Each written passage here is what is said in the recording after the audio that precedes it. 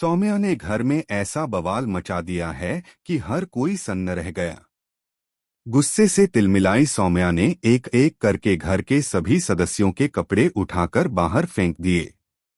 पूरे घर में अफरा-तफरी मच गई। कोई समझ ही नहीं पा रहा था कि अचानक सौम्या को क्या हो गया है।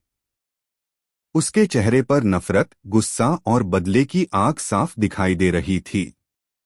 सौम्या का इरादा बिल्कुल साफ था, वह अब इस घर में किसी को भी नहीं रखना चाहती थी। सौम्या चिल्लाते हुए कहती है कि अब इस घर में किसी का भी अधिकार नहीं है।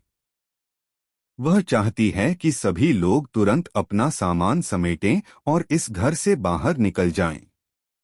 उसका कहना है कि अब यह घर पूरी तरह उसके नाम पर है और वह जिसे चाहे रखे, जिसे चाहे निकाले।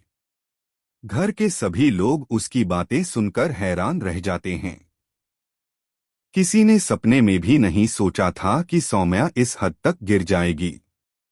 इस बीच मंगल सौम्या को शांत करने की कोशिश करती है। मंगल बहुत प्यार और समझदारी से उसे समझाने का प्रयास करती है। वह कहती है कि यह घर सिर्फ ईंट पत्थर का ढांचा नहीं है, बल्कि बच्चों की यादों और रिश्तों से भरा हुआ है।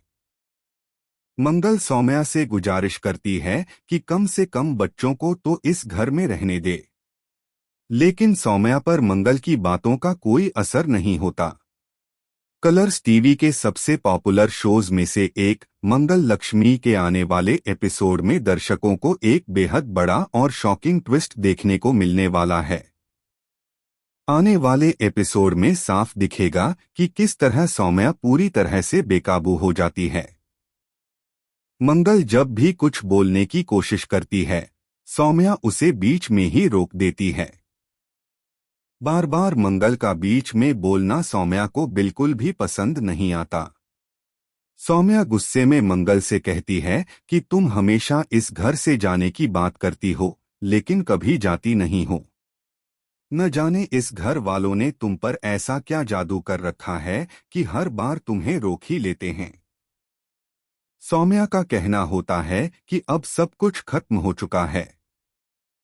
अब कोई रिश्ता, कोई एहसान और कोई मजबूरी बाकी नहीं है।